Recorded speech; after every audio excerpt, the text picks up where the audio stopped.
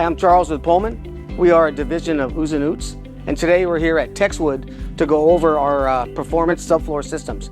And I have my co-worker today and colleague Lewis to go over some of the products with us. We're introducing 4 new products to the market, 2 self-levelers and 2 patches.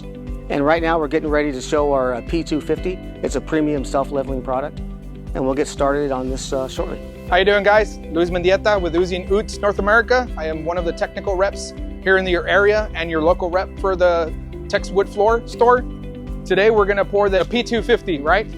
So guys, when we show up to a job site, the first thing that we think of is not levelers, not patch, right? The first thing we gotta think about is what is our substrate and what are we going over? Is that correct? Right? It is very important to know what you're going over. Concrete, OSB, plywood, gypsum, what are you going over? We know we're gonna go P250 self-leveler. This is a product that can pour from 1/8 of an inch all the way to 1 inch, right? And now that we've picked our leveler, we gotta pick our primer. Very easy test to do when you're out in the field for picking a primer and to know your substrate is a porosity test. You guys know what a porosity test is? Yep. So you get 1 droplet, and I'm not talking about a cap full, I'm not talking about a little pour, 1 droplet, that's all you need. You drop it into the concrete and you let that drop sit. You want to time it, right? Rule of thumb is you want to give 5 minutes. If that droplet doesn't go into that concrete within 5 minutes, that substrate is considered a non-porous, right? If it absorbs rapidly within a minute, it is super porous. Anywhere in between, you're a porous substrate. This one right here, we're on a steel troweled concrete. It's gonna take a while to pour in, right? Because of the concrete that we're in. Let's just say we're on a job site, the droplet went in 1 minute, between 1 minute to 4 minutes.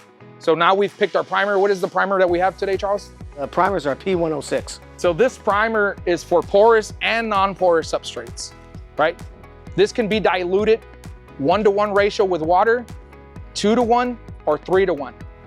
The way you're gonna determine that is by the porosity test. If it's very porous, you wanna go more water, 3-to-1. Mid-range, 2-to-1. If it's just porous, 3-4 minute drop to test, 1-to-1. But you always want to dilute. The only time you do not dilute is when you're going over plywood or OSB. Then it goes neat. You don't want to add more water to that plywood, right? What does the water do to the primer? It acts as an Uber, as a carrier. It takes it into the pores. The water evaporates and the primer stays behind. That's all it does, right? So it's very important to do the droplet test so that you guys know what substrate you guys are working with and what the dilution ratio is for the primer. So we're about ready to get started with the mixing. We're gonna mix 2 bags. And one of the unique things about our self-leveler, it has a water range. So on the 250, and it's really easy to know how much water you need, it's right on the top of the bag. So you look on the bag and it has a diagram right there. And this one happens to say 6 to 6.5 quarts of water. So we have that pre-mix there. We're gonna mix 2 bags. We have just under 13 quarts of water. And we'll also show you a different way of cutting the bags. We were doing a little demo earlier, and a few of us didn't know it's an easier way, and it prevents a lot less powder by doing it this way. So we'll go ahead and get started. Something really quick, guys. On this water, you want to notice there's a water range. There's a low end and there's a high end. Depending on what you're doing is how much water you want to do. On this self-leveler, if you're going down to our lowest 1/8 of an inch, you want more water so it can pour out easier. If you want it a little thicker, you want to slow down that flow, you want to go low water, right? For me on a project, it's always great to start mid and then see what you want to do and see how the product works in your environment and then start tweaking it going down or going up. But that water range allows you to pick what's best suitable for you and your project without losing warranty and staying within it. The P250 can go from 1/8 of an inch to 1 inch at 1 pour, right? We have another product, which is a P200 that can go from 1/4 inch all the way to 2 inches. If you're trying to do something thicker than that, we do have other products that can go thicker than that at one pour, or you can do multiple caps.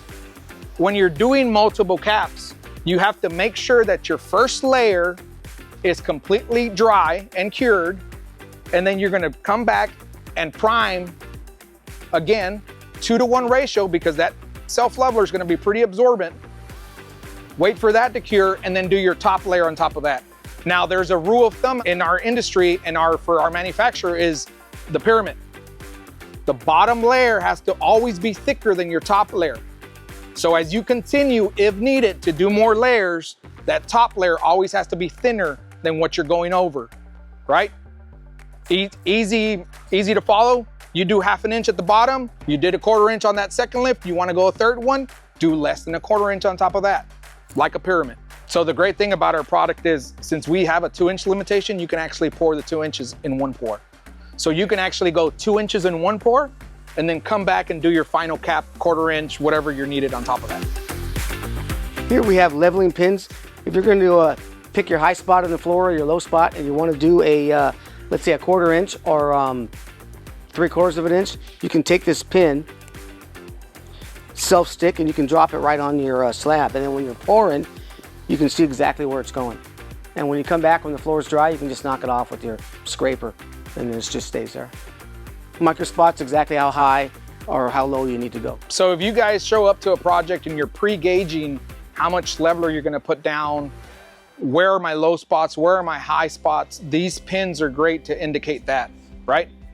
2 ways of applying it, just like Charles said. So you can stick them on and cut them to what you need to, or you can just mark them, and when you pour up to that number and leave it. Come back the next day, hand scraper, it'll take off the top.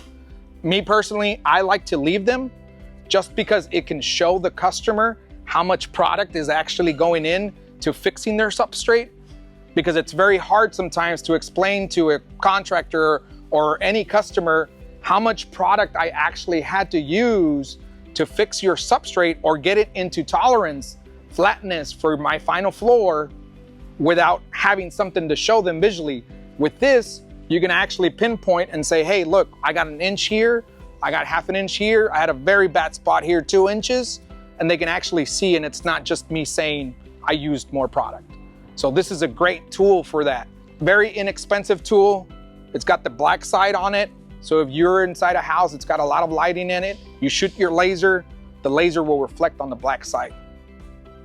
We're gonna pour P250. The guys that were here to pour the 200, you'll notice some differences, right? We talked about the 200 that we previously poured here. This has a little bit of aggregate in it. We kind of noticed that it was a little heavier to push around. Not that much heavy, but a little heavier, right? Because of the aggregate. Now, remember the 200 can go up to 2 inches, so that's why it needs that aggregate to build the strength in order to go to the 2 inches.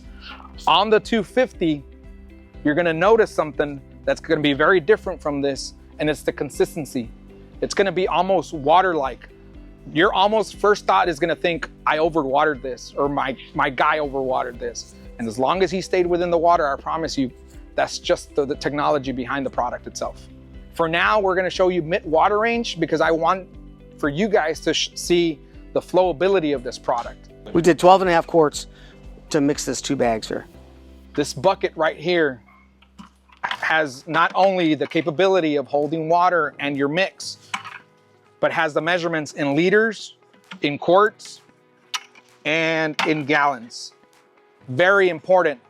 I told some of you guys nowadays, I can actually take a piece of this leveler, send it out to lab, and they can tell me if you guys overwatered it or underwatered the product. This right here, a measuring bucket, whether it's this one or one that you buy at a local store that you guys buy your tools at, have them, use them. It is very important. Me and you spoke about it. When a product is used properly, it works. When a product, no matter how good it is, used improperly, you're gonna have issues. Yeah? Don't be the guy that doesn't have a measuring bucket. If we do this for a living, we should have a measuring bucket with us at all times. All our products have liters and quarts, and it's got a range, right? It's got a min and it's got a max. For me, I like to tell people start at mid-range and then work yourself either less water or more water from there, depending on what you're needing or what you're liking on the product. On this one, we started mid-range. Again, I want you guys to see the flowability of it and how crazy it is that you can still add more water to it. So it's gonna really depend on you guys. And this right here, this is huge.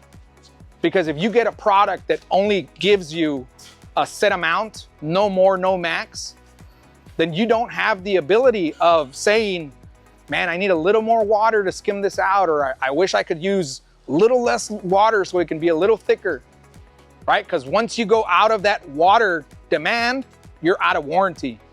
With this, you stay within that range, you stay within the performance, you stay within the warranty.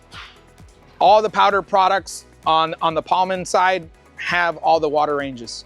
So it's as easy as looking it up right here. Again, on the back side of the bag, there is a QR code as well. Scan the QR code, look up the technical data sheet on your phone. It'll tell you as well on the water demand, water ratios. Right on the bag here, it tells you right where to cut it. I might exceed that just a little bit. And these bags cut especially well with the genuine Pallman utility knife. So you can get with your distributor and ask for the Pallman utility knife because it cuts the bags pretty well. What he's gonna do right here is he's gonna cut that bag just like he said on that line. Go ahead. Guys, if you're not right at the line, don't worry about it. As long as you're using the technique, it's okay. This line doesn't define if you don't cut it on this line, it's gonna fail. It's a reference line for you guys to use. Now, this is the technique that I want you guys to learn. Is we call it breaking the egg, and you'll see why if you guys do the baking or cooking at home, or maybe see the wife do it, right? You guys are gonna notice this technique. Before he starts pouring the first bag, your drill should be spinning. It's gonna minimize any dry clumps staying behind.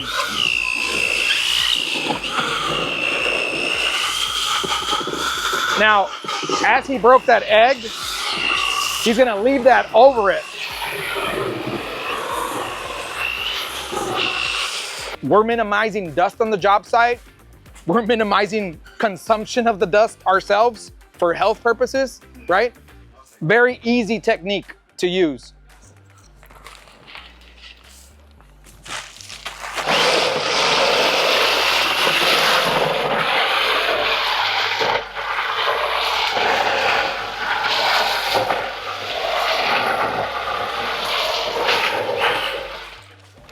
On our mixing time, it's 1 minute.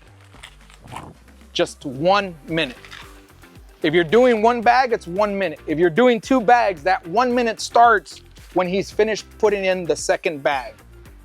You can over mix it to a certain point. What happens if you over mix, we'll use that phrase, is that you'll introduce air into the product. And you don't want it off gassing or having air bubbles in the product when you're pouring, right? We've all seen them. We've seen them on the job sites. You kind of have little pimples here and there. Sometimes it's just the off-gassing from, right? If you under-mix it, you'll have dry powder. And because our formula is made out of polymers, those little polymers will actually burst and you'll have little pinholes throughout your installation. Or if you're using a trowel, no different on the P50, and you don't mix it properly, you'll start seeing little powder balls that are not mixed properly.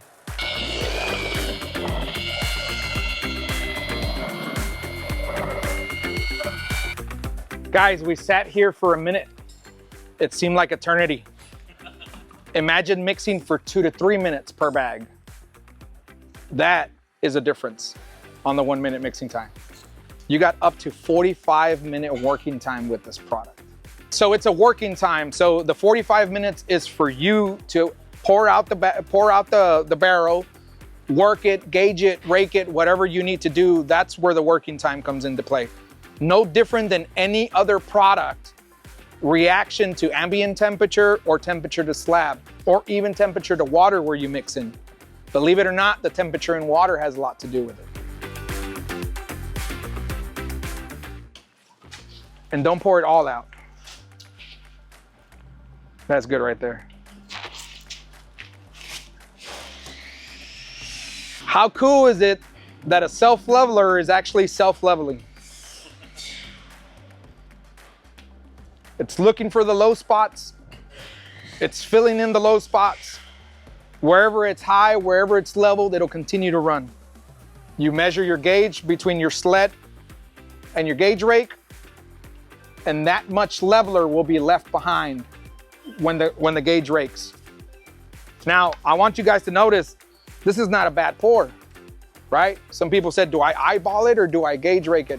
100% recommend gauge rake. That way you also know how much coverage you're getting on your bag, no different than chalk lining when you're doing epoxy, right?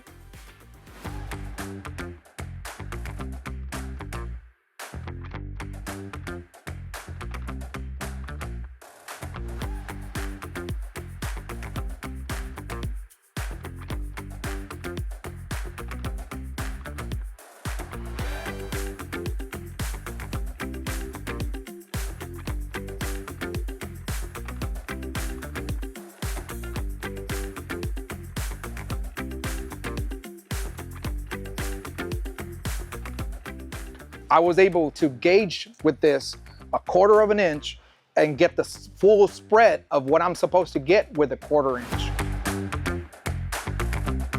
Do the pour right here.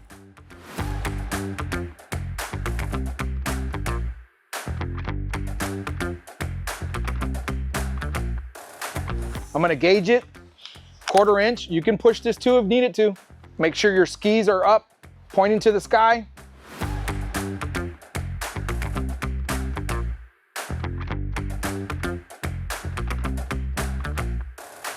Guys, we just poured a 1/4 inch in here.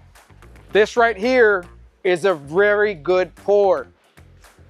Now you have a customer that comes in and sees the swirl marks. You guys see them? Right? That's just polymer separation from one pour to the other. That's it. That's all it does. Spike roller. It does 2 things, guys. It breaks the tension, releasing any air within the product, and it's gonna blend one pour to the other.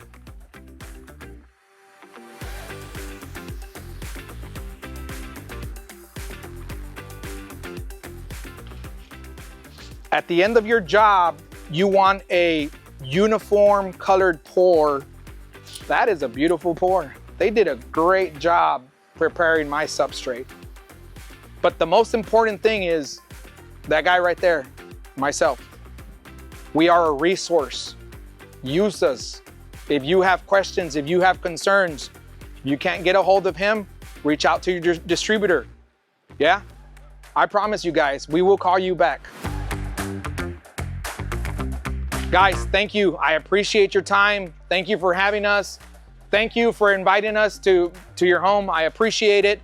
Guys, questions, concerns, if you think about something while you're sleeping, like how many spots does a giraffe have or something related to flooring, please call, please text, email, whatever is more convenient for you guys. Use us, we're a resource. That's what we're here for. Thanks, guys. I got my cards on the table. Some of you already know, and I know you have them, but feel free to call me on any questions at all.